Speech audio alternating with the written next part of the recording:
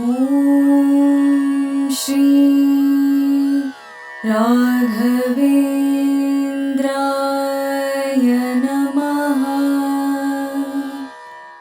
ಶ್ರೀ ಗುರುಭ್ಯೋ ನಮಃ ಪರಮ ಗುರುಭ್ಯೋ ನಮಃ ಶ್ರೀಮದಾನಂದ ತೀರ್ಥ ಭಗವತ್ಪಾದಾಚಾರ್ಯ ಗುರುಭ್ಯೋ ನಮಃ ಶ್ರೀ ವೇದವ್ಯಾಸಾಯ ನಮಃ ಲಕ್ಷ್ಮೀ ಹಯಗ್ರೀವಾಯ ನಮಃ ಲಕ್ಷ್ಮೀ ವೆಂಕಟೇಶಾಯ ನಮಃ. ಓಂ ರಾಮಾಯ ರಾಮಭದ್ರಾಯ ರಾಮಚಂದ್ರಾಯ ವೇದಸೇ ರಘುನಾಥಾಯ ನಾಥಾಯ ಸೀತಾಯ ಪತಯೇ ನಮಃ. ಬುದ್ಧಿರ್ಬಲಂ ಯಶೋಧೈರ್ಯಂ ನಿರ್ಭವ್ಯಕ್ತಮರೋಗತಃ ಅಜಾಡ್ಯಂ ವಾಕ್ಪಡತ್ಪಂಚ ನಮಸ್ಮರಣಾಥೇತ್. ಶ್ರೀ ಕ್ಷೇತ್ರ ಇರ್ತಕ್ಕಂಥ ಜ್ವಾಲಾ ಭವರೋಗ ವಿದ್ಯೆ ಲಕ್ಷ್ಮೀ ನರಸಿಂಹದೇವರ ಸನ್ನಿಧಾನ, ನವ ನರಸಿಂಹದೇವರ ಸನ್ನಿಧಾನ, ಅದರಲ್ಲೂ ವಿಶೇಷವಾಗಿ ಸಂತಾನ ಗೋಪಾಲಕೃಷ್ಣ ಇರ್ತಕ್ಕಂಥ ಸನ್ನಿಧಾನ, ನವ ನರಸಿಂಹದೇವರು ವಿಶೇಷವಾಗಿ ಮುಖ್ಯ ಪ್ರಾಣದೇವರ ಸನ್ನಿಧಾನ, ರಾಯನ ಮುತ್ಕಾ ವೃಂದಾವನದಲ್ಲಿ ವಿಶೇಷವಾಗಿ ವಿಜಿಂದು ತೀರ್ಥರು, ಜಯತೀರ್ಥರು, ರಾಯರು ಮೂರೂ ಮುತ್ಕೆ ಇರ್ತಕ್ಕಂಥ 48 ಸಾಲೆಗ್ರಾಮ ಇರ್ತಕ್ಕಂಥ ಇಂಥ ಕ್ಷೇತ್ರದಲ್ಲಿ ರಾಯರು ಪ್ರತಿಯೊಬ್ಬರಿಗೂ ರಾಯರ ಅನುಗ್ರಹಾಚಾರ ನೋಡ್ತಕ್ಕಂಥವ್ರಿಗೆ, ರಾಯರನ್ನ ನೋಡ್ತಕ್ಕಂಥವ್ರಿಗೆ ಎಲ್ಲರಿಗೂ ಅನುಗ್ರಹವನ್ನು ಮಾಡಲಿ ಅಂತೇಳಿ ಭಗವಂತನಲ್ಲಿ ಪ್ರಾರ್ಥನೆ ಮಾಡ್ತಾ, ಜ್ಞಾಪನ ಶಕ್ತಿ ಕಮ್ಮಿ, ಜ್ಞಾಪನ ಶಕ್ತಿನೇ ಇರಲ್ಲ. ಆ ಶಕ್ತಿ ಬರೋಕ್ಕೋಸ್ಕರವಾಗಿ ಏನ್ ಮಾಡಬೇಕು? ವಿದ್ಯೆದಲ್ಲಿ ವಿಶೇಷವಾಗಿ ಓದ್ತಾನೆ, ಎಲ್ಲ ಮಾಡ್ತಾನೆ, ಏನು ಮಾಡಿದ್ರು ವಿದ್ಯೆ ಅಣ್ತಾ ಇಲ್ಲ. ಯಾವ ದೇವರನ್ನ ಪೂಜೆ ಮಾಡಿದ್ರು ಯಾಕೆ ಈ ತರ ಆಗ್ತಾ ಇದೆ? ರಾಯರಲ್ಲಿ ಸ್ಮರಣೆ ಮಾಡ್ತೀನಿ, ರಾಯರ ಯಾಕೆ ಅನುಗ್ರಹವನ್ನು ಮಾಡ್ತಾ ಇಲ್ಲ? ಎಲ್ಲ ಸಬ್ಜೆಕ್ಟಲ್ಲೂ ಎಲ್ಲ ಪ್ರಾಬ್ಲಮ್ ಆಗ್ತಾ ಇದೆ. ಈ ರೀತಿ ಆಗದ ಕಾರಣ ಏನಪ್ಪಾ ಅಂತಂದ್ರೆ ಅಂತ ರಾಯರಲ್ಲಿ ಪ್ರಾರ್ಥನೆ ಮಾಡ್ಕೊತಾ ಇದ್ದಾರೆ. ರಾಯರು ವಿಶೇಷ ಅನುಗ್ರಹ ಏನಪ್ಪಾ ಅಂತ ಹೇಳ್ತಾರೆ, ರಾಘವೇಂದ್ರ ಸ್ವಾಮಿಗಳ ಸ್ತೋತ್ರದಲ್ಲೇ ಬರ್ತಕ್ಕಂಥ ಇದು. ರಾಯರಲ್ಲಿ ವಿಶೇಷ ಅಂತೆ, ಸಂತಾನ ಸಂಪತ್ ಪರಿಶುದ್ಧ ಭಕ್ತಿ ವಿಜ್ಞಾನ ವಾಕ್ಪಾ ಶಿಟುಪಾಠವಾದಿ ತತ್ವಾ ಶರೀರೋಸ್ಥ ಸಮಸ್ತ ದೋಷ ಅಥ್ವಾಸನೋ ವ್ಯಾಗ್ಗುರು ರಾಘವೇಂದ್ರ ತತ್ವಾ ಶರೀರೋ ಸಮಸ್ತ ದೋಷ ಅಥ್ವಾಸನೋ ವ್ಯಾಗ್ಗುರು ರಾಘವೇಂದ್ರ. ಇಂತಹ ಗುರುಗಳು ವಿಶೇಷವಾಗಿ ಅನುಗ್ರಹವನ್ನು ಮಾಡ್ತಕ್ಕಂಥವ್ರು ಹೇಗೆ ಅಂತ ಹೇಳಿದ್ರೆ, ಅಗಮ್ಯ ಮಹಿಮಾಲೋಕೆ ರಾಘವೇಂದ್ರೋ ಮಹಾಶಯ ಅಂತಂಗೆ ರಾಯರ ಸ್ಮರಣೆಯನ್ನು, ಯಾಕೆ ರಾಘವೇಂದ್ರ ಸ್ವಾಮಿಯ ಸ್ಮರಣೆಯನ್ನು ಮಾಡಿದರೆ ನಮಗೆ ಫಲ ಸಿಗುತ್ತೆ, ಯಾಕೆ ಜ್ಞಾನ ಉತ್ಪತ್ತಿ ಆಗುತ್ತೆ ಅಂತಂದ್ರೆ, ನಾವು ಯಾವುದೇ ಒಂದು ಕೆಲಸವನ್ನು ಮಾಡಬೇಕಾದ್ರೆ ಗುರುಗಳನ್ನ ಪ್ರಾರ್ಥನೆ ಮಾಡ್ಕೊಬೇಕಂತೆ. ಯಾಕೆಂದ್ರೆ ಗುರುಗಳು ವಿಶೇಷವಾಗಿ ರಾಘವೇಂದ್ರ ಸ್ವಾಮಿಗಳ ಕಾಲ, ಆ ರಾಘವೇಂದ್ರ ಸ್ವಾಮಿಗಳು ಇನ್ನು ವೆಂಕಟನಾಥ ರಾಘವೇಂದ್ರ ಸ್ವಾಮಿಗಳು ಸನ್ಯಾಸೋತ್ತರ ತಗೊಂಡಾಗ ರಾಘವೇಂದ್ರ ಸ್ವಾಮಿಗಳು ವಿಶೇಷವಾಗಿ ಅನುಗ್ರಹವನ್ನು ಮಾಡಿದ್ರಂತೆ. ಯಾರಿಗೆ? ವೆಂಕಟನಿಗೆ ವಿಶೇಷವಾಗಿ ಅನುಗ್ರಹ ಮಾಡುದು.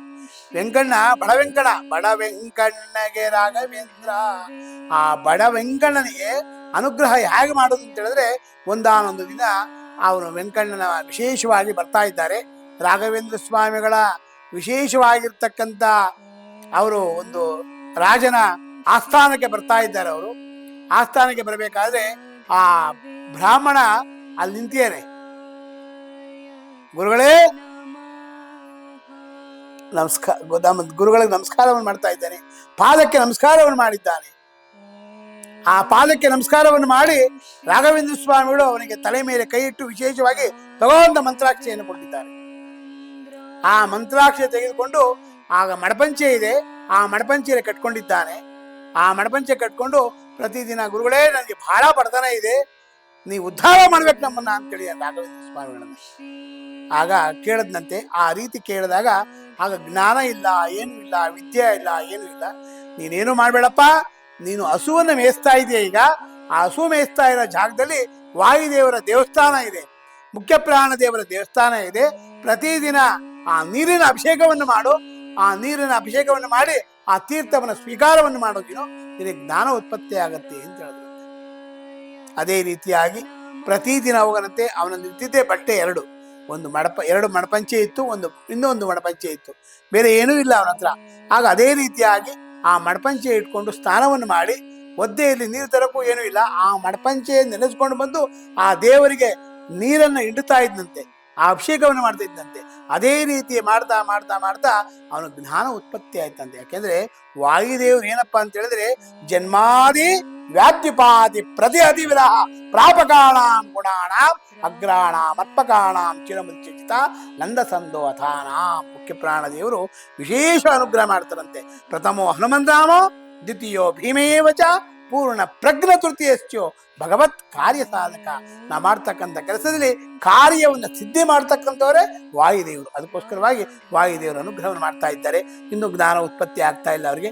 ಅವರು ರಾಘವೇಂದ್ರ ಸ್ವಾಮಿಗಳು ವಿಶೇಷವಾಗಿ ಕೊಟ್ಟಿರ್ತಕ್ಕಂಥ ಒಂದು ಮಂತ್ರಾಕ್ಷತೆ, ಅದಕ್ಕೆ ಎಲ್ಲೇ ಇದರಲ್ಲೇ ಮಡಪಂಚಿಯಲ್ಲೇ ಕಟ್ಕೊಂಡು ಅದು ಪ್ರತಿದಿನ ತಲೆ ಮೇಲೆ ಹಾಕೊಂಡಂತೆ. ಅದೇ ರೀತಿಯಾಗಿ ಹಸು ಮೇಯಿಸ್ತಾ ಇದ್ದಾನೆ ಅವನು. ಹಸು ಮೇಯಿಸ್ತಾ ಇದ್ದಾಗ ಅವನಿಗೆ ಜ್ಞಾನ ಭಗವಂತ ಅನುಗ್ರಹ ಆಗಬೇಕು, ರಾಯರ ಅನುಗ್ರಹ ಆಗಬೇಕಲ್ಲ ಅವನಿಗೆ. ಆ ರೀತಿಯಾಗಿ ಭಗವಂತ ವಿಶೇಷ ಅನುಗ್ರಹ ಮಾಡಬೇಕು. ಒಬ್ಬ ಮುಸ್ಲಿಮ್ಸ್ ದೊರೆ ರಾಜ ಆ ಕ್ಷೇತ್ರಕ್ಕೆ ಬರ್ತಾ ಇದ್ದಾನೆ. ಆ ಬರ್ತಾ ಬರ್ತಾ ಬರ್ತಾ ಕುದುರೆ ಬರ್ತಾ ಇದ್ದಾನೆ. ಯಾವುದೋ ಒಂದು ಬಲಿಂದ ಒಂದು ಆಹ್ವಾನ ಬಂದಿದೆ. ಅವನಿಗೆ ಓದಕ್ ಬರಲ್ಲ ಅವನಿಗೆ. ಆಗ ಬರ್ತಾ ಬರ್ತಾ ಒಬ್ಬ ಬ್ರಾಹ್ಮಣ ಹಸು ಮೇಯ್ತಾ ಇದ್ನಲ್ಲ, ಅವನ ಹಸು ಮೇಯ್ತೆ ಬೊಮ್ಮನಕ ಹಾವು ಅನ್ನಂತೆ. ಅವ್ನು ಬ್ರಾಹ್ಮಣನ ಕರೆದ್ರೆ ಬೊಮ್ಮನ ಕರೆದ್ರಂತವ್ನು ಅವ್ನು ಭಯ ಆಯ್ತಂತೆ. ಇವ್ರು ಕುದುರೆ ಮೇಲೆ ಕೂತಿದ್ದಾರೆ, ಆ ರಾಜನ ಕರ್ಕೊಂಬ ಅನ್ನಂತೆ, ಅವ್ರನ್ನ ಕರ್ಕೊಂಬ ಇಲ್ಲಿ ಇನ್ನಂತೆ ಆ ಮುಸ್ಲಿಂ ರಾಜ. ಆಗ ಕರೆದಂತೆ, ಇದೇನೋ ಓದೋ ಅನ್ನಂತೆ ಅವನ್ನ. ಗುರುಗಳೇ, ನನಗೆ ಬರಲ್ಲ, ವಿದ್ಯೆ ಇಲ್ಲ ನನಗೆ ಅಂತ. ಅಪಾನ ವಿದ್ಯೆ ಚಾಟಿ ಏಟಲ್ಲಿ ಹೊಡಿತೀನಿ ನಿನ್ಗೆ, ಹೇಳ್ತೇ ಇಲ್ಲೋ ಅಂತಂದು. ಆಗ ಆ ರಾಘವೇಂದ್ರ ಸ್ವಾಮಿಗಳಿಗೆ ನಮಸ್ಕಾರವನ್ನು ಮಾಡಿದ್ನಲ್ಲ ಅವನು, ಆ ಗುರುಗಳು ಹೋಗ್ಬೇಕಾದ್ರೆ ನಮಸ್ಕಾರವನ್ನು ಮಾಡಿದ್ದ. ರಾಯರೇ ಅಂತ ಹೇಳಿದ್ದ. ಆ ರಾಯರು ಕೊಟ್ಟಿರ್ತಕ್ಕಂಥ ಮಂತ್ರಾಕ್ಷತೆ ಇತ್ತಲ್ಲ, ಆ ಮಂತ್ರಾಕ್ಷತೆಯನ್ನ ತಲೆ ಮೇಲೆ ಹಾಕೊಂಡಿದ್ದಾನೆ. ತಲೆ ಮೇಲೆ ಹಾಕಿ ಓಂ ಶ್ರೀ ರಾಘವೇಂದ್ರಾಯ ನಮಃ, ರಾಘವೇಂದ್ರ ರಾಘವೇಂದ್ರ ಅಂತ 21 ಸಲ ವಿಶೇಷವಾಗಿ ಪ್ರಾರ್ಥನೆಯನ್ನ ಮಾಡಿ, ಆಗ ಆ ಕೊಟ್ಟಿರ್ತಕ್ಕಂಥ ಇಟ್ಕೊಂಡು ಹೇಳ್ತಾ ಇದ್ದಾನೆ. ಅಲ್ಲಿ ಏನು ಬರ್ತಿದ್ರು ಎಲ್ಲ ಪೂರ್ತಿ ಹೇಳ್ತಾ ಇದ್ದಾನಂತೆ. ನಿನಗೆ ಗಂಡು ಮಗು ಆಗಿದೆ ಅಂತ ಬಂದಿದೆ ಅಂತ ಬಂದಾಗ ಅವನು ಬಹಳ ಖುಷಿ ಆಗೋಯ್ತಂತೆ ರಾಜನಿಗೆ. ಇವನ್ನ ಕರ್ಕೊಂಡೋಗಿ ನಮ್ಮ ರಾಜ್ಯದಲ್ಲಿ ಅವನ್ನ ಸೇನಾಧಿಪತಿ ಮಾಡಬೇಕು ಅಂತ ಹೇಳ್ಬಿಟ್ಟು ಅವನ ಹತ್ರ ಇಟ್ಕೊಂಡಂತೆ. ಹಾಗೆ ರಾಘವೇಂದ್ರ ಸ್ವಾಮಿಗಳು ಏನಪ್ಪಾ ಅಂದ್ರೆ, ಅವರ ಹೆಸರು ಹೇಳಿದ್ರೆ ಸಾಕಂತೆ ಒಳ್ಳೆ ಜ್ಞಾನ ಉತ್ಪತ್ತಿ ಆಗ್ತಕ್ಕಂಥದ್ದಂತೆ. ಅವರ ಹೆಸರು ಹೇಳಿ ಮಂತ್ರಾಕ್ಷತೆ ಕೊಟ್ಟಿರ್ತಕ್ಕಂಥ ಆ ಮಂತ್ರಾಕ್ಷತೆ ತಲೆ ಮೇಲೆ ಹಾಕೊಂಡು ನಮಗೇನು ಜ್ಞಾನ ಇಲ್ಲ, ಯಾವುದು ಏನು ತೊಂದರೆ ಆಗ್ತಾ ಇದೆ, ವಿದ್ಯೆಯಲ್ಲಿ ತೊಂದರೆ, ವೇದದಲ್ಲಿ ತೊಂದರೆ, ಬೇರೆ ಬೇರೆ ತೊಂದರೆ, ಜ್ಞಾಪಶಕ್ತಿ ಇಲ್ಲ, ಇಂಥವೆಲ್ಲ ಇಲ್ಲ ಅಂದಾಗ ಆ ಮಂತ್ರಾಕ್ಷೆಯ ಫಲದಿಂದ, ರಾಯರು ಕೊಟ್ಟಿರ್ತಕ್ಕಂಥ ಅಕ್ಷತೆಯಿಂದ ಈಗಲೂ ಮಂತ್ರಾಲಯದಲ್ಲಿ ವಿಶೇಷ ಏನಪ್ಪಾ ಅಂತಂದ್ರೆ, ರಾಘವೇಂದ್ರ ಸ್ವಾಮಿಗಳು ಕಲಿಸಿರ್ತಕ್ಕಂಥ ಜಾಗದಲ್ಲಿ ಮಂತ್ರಾಕ್ಷತೆಯನ್ನು ಕಲಿಸ್ತಾರೆ. ಅದೇ ಕಂಟಿನ್ಯೂ ಆಗ್ತಾನೇ ಇದೆ ಅವತ್ತಿಂದ. ಅದಕ್ಕೋಸ್ಕರವಾಗಿ ಆ ಮಂತ್ರಾಕ್ಷತೆ ರಾಘವೇಂದ್ರ ಸ್ವಾಮಿಗಳು ಮುಟ್ಟಿರ್ತಕ್ಕಂಥದ್ದು. ಆ ಒಂದು ಧೂಳಿರುತ್ತಂತೆ, ಧೂಳಿಂದನೂ ನಮಗೆ ವಿಶೇಷ ಅನುಗ್ರಹ ಮಾಡ್ತಾ ಇರ್ತವರು. ಅದಕ್ಕೋಸ್ಕರವಾಗಿ ಇಂಥ ರಾಯರ ಒಂದು ಸ್ಮರಣೆಯಿಂದ, ರಾಯರು ಹೇಗೆ ಅವನಿಗೆ ಅನುಗ್ರಹವನ್ನು ಮಾಡೋದು, ಆ ಮಂತ್ರಾಕ್ಷತೆಗಿಂದ, ರಾಯರ ಸ್ಮರಣೆಗಿಂದ ರಾಯರೇ ಅನುಗ್ರಹವನ್ನು ಮಾಡಿ ನಿಮಗೆ ವಿದ್ಯೆಯಲ್ಲಿ ಏನೇ ತೊಂದರೆ ಇದ್ರು, ಅದರಲ್ಲೂ ಜ್ಞಾಪಶಕ್ತಿ ಇಲ್ಲ ಅಂದ್ರಲ್ಲ, ಜ್ಞಾಪಶಕ್ತಿಯಲ್ಲೂ ವಿಶೇಷವಾಗಿ ಅನುಗ್ರಹವನ್ನು ಮಾಡ್ತಾರೆ. ಇಂಥವೆಲ್ಲ ಜ್ಞಾಪಶಕ್ತಿ, ವಿದ್ಯಾ, ಮತ್ತೆ ಇನ್ನು ಏನೇನು ತೊಂದರೆಗಳಿದೆ, ನಮಗೇನು ಕೆಲಸಗಳಿಲ್ಲ, ಕೆಲಸಗಳಾಗಬೇಕು, ಬೇರೆ ಬೇರೆ ಕೆಲಸಗಳಾಗಬೇಕು, ಬೇರೆ ಬೇರೆ ತೊಂದರೆಗಳಿದೆ, ಆ ರಾಯರ ಒಂದು ಮಂತ್ರಾಕ್ಷತೆಯ ಫಲ ಅದ್ಭುತವಾಗಿರ್ತಕ್ಕಂಥ ಫಲ. ರಾಯರ ಸ್ಮರಣೆ, ರಾಯರ ಮಂತ್ರಾಕ್ಷತೆ, ಆ ಮಂತ್ರಾಕ್ಷತೆ ತಲೆ ಮೇಲೆ ಹಾಕೊಂಡು ನಾವು ವಿಶೇಷವಾಗಿ ಪ್ರಯಾಣವನ್ನು ಮಾಡಿ ನಮಗೆ ವಿದ್ಯೆಯನ್ನು ಕಳಿಸಬೇಕು. ಗುರುಗಳೇ, ನಾನು ಓದಿರ್ತಕ್ಕಂಥದ್ದು ಏನಿದೆ ಆ ವಿದ್ಯೆಯನ್ನು ನಮಗೆ ಬರಬೇಕು, ನಮಗೆ ಜ್ಞಾಪಶಕ್ತಿ ಬರಬೇಕು, ನಮಗೆ ಒಳ್ಳೆ ಜ್ಞಾನವನ್ನು ಕೊಡಬೇಕು. ಸಂಘವಾಗಲಿ ಸಾಧು ಸಂಘವಾಗಲಿ, ಸಂಘದಿಂದ ಈ ಲಿಂಗ ದೇಹ ಭಂಗವಾಗಲಿ ಅಂದಂಗೆ ಈ ಸಂಘ, ಒಳ್ಳೆಯವರ ಸಂಘ ಕೊಡು, ಒಳ್ಳೆ ಜ್ಞಾನವನ್ನು ಕೊಡು, ಒಳ್ಳೆ ಸಂಪತ್ತನ್ನು ಕೊಡು ಅಂತ ಹೇಳಿದಾಗ ಆ ರಾಘವೇಂದ್ರ ಸ್ವಾಮಿಗಳು ವೆಂಕಟನಾಥನಿಗೆ ಯಾವ ರೀತಿಯಾಗಿ ಅನುಗ್ರಹವನ್ನು ಮಾಡಿದ್ರೋ ಅದೇ ರೀತಿಯಾಗಿ ನಿಮ್ಮ ಗುರುಗಳಾಗಿರ್ತಕ್ಕಂಥ ರಾಘವೇಂದ್ರ ಸ್ವಾಮಿಗಳು ಇಂಥ ಮಠಕ್ಕೆ ಬಂದಾಗ, ರಾಯರ ಮಠಕ್ಕೆ ಹೋಗಿ ರಾಯರಿಗೆ ವಿಶೇಷವಾಗಿ ರಾಯರ ಸ್ತೋತ್ರದಿಂದ ಪಠಣೆಯನ್ನ ಮಾಡಿ ರಾಯರ ಮಂತ್ರಾಕ್ಷತೆಯನ್ನ ಮಾಡಿರ್ತಾರೆ. ಆ ಮಂತ್ರಾಕ್ಷತೆಯನ್ನು ತೆಗೆದುಕೊಂಡು ಬಂದು ಪ್ರತಿದಿನ ನಮ್ಮ ಮನೆಯಲ್ಲಿ ಇಟ್ಕೊಂಡು 2 ಕಾಳುಗಳನ್ನ ತಲೆ ಮೇಲೆ ಹಾಕೊಂಡು ನಾವು ಯಾವುದೇ ಒಂದು ಕೆಲಸಕ್ಕೆ ಹೋಗ್ಬೇಕಾದ್ರೆ ರಾಯರ ಸ್ಮರಣೆಯನ್ನು ಮಾಡಿ, ಗುರುಗಳ ಸ್ಮರಣೆಯನ್ನು ಮಾಡಿ, ಗುರುಗಳ ಅನುಗ್ರಹದಿಂದ, ಈ ಸ್ಮರಣೆಯಿಂದ, ಈ ಪೂಜೆಯನ್ನು ಮಾಡಿದಾಗ, ಈ ಎಲ್ಲಾ ಕೆಲಸಗಳನ್ನು ಮಾಡಿದಾಗ ನಮಗೆ ಒಳ್ಳೆ ವಿದ್ಯಾ, ಬುದ್ಧಿ, ಆಯುಸ್ಸು, ಆರೋಗ್ಯಗಳು, ಯಾವ ಕಷ್ಟಗಳಿದೆ ಎಲ್ಲವೂ ಪರಿಹಾರ ಆಗ್ತಕ್ಕಂಥ ಭಾಗ್ಯ ಇರುತ್ತೆ. ನಿಮ್ಮ ಗುರುಗಳಾಗಿರ್ತಕ್ಕಂಥ ರಾಘವೇಂದ್ರ ಸ್ವಾಮಿಗಳು ಒಳ್ಳೆ ಜ್ಞಾನವನ್ನ, ಒಳ್ಳೆ ಸಂಪತ್ತನ್ನ ಸಂಶಯ ಅಂತಾರೆ, ಸಂಶಯ ಅಂತಾರೆ, ಸಂಶಯನೇ ಇಲ್ಲಂತೆ ಕೊಡೋದ್ರಲ್ಲಿ, ಅದು ಸಂಶಯ ಇಲ್ಲದೆ ಕೊಡ್ತಾರಂತೆ. ಯಾಕೆ ಹಾಲು ವಿಶೇಷವಾಗಿ ಹಸು ಬೇರೆ ಬೇರೆ ಪದಾರ್ಥಗಳನ್ನು ತಿನ್ಕೊಂಡು ಬಂದು ಯಾವ ರೀತಿಯಾಗಿ ಆ ಗುರುಗಳು ಹಸು ನಮಗೆ ಆ ಪದಾರ್ಥದಿಂದ ವಿಶೇಷವಾಗಿ ಹಾಲನ್ನು ಕೊಡುತ್ತೋ ಅದೇ ರೀತಿಯಾಗಿ ನಮ್ಮಲ್ಲಿರ್ತಕ್ಕಂಥ ಕೆಟ್ಟದೆಲ್ಲ ತಿಳ್ಕೊಂಡವರು ಒಳ್ಳೆ ಜ್ಞಾನವನ್ನ, ಒಳ್ಳೆ ಸಂಪತ್ತನ್ನ ಕೊಡ್ತಕ್ಕಂಥದ್ದೇ ನಿಮ್ಮ ಗುರುಗಳಾಗಿರ್ತಕ್ಕಂಥ ರಾಘವೇಂದ್ರ ಸ್ವಾಮಿಗಳು.